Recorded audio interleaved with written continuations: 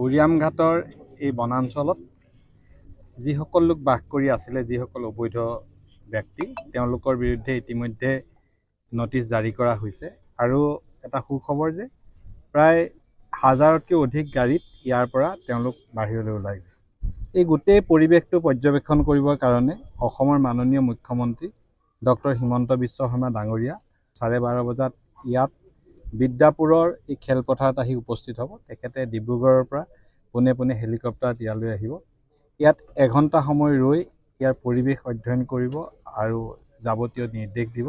তাৰ পাছত তেখেত গুৱাহাটীলৈ উভতি যাব।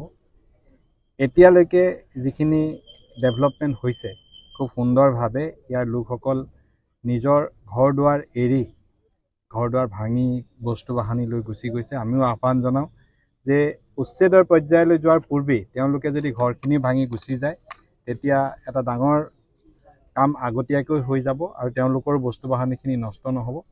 এই অঞ্চলটো ভৱিষ্যতে সুন্দৰকৈ বনানীকৰণ কৰি ইয়াত প্ৰকৃতিৰ সুৰক্ষাৰ কাৰণে ব্যৱস্থা কৰা হ'ব।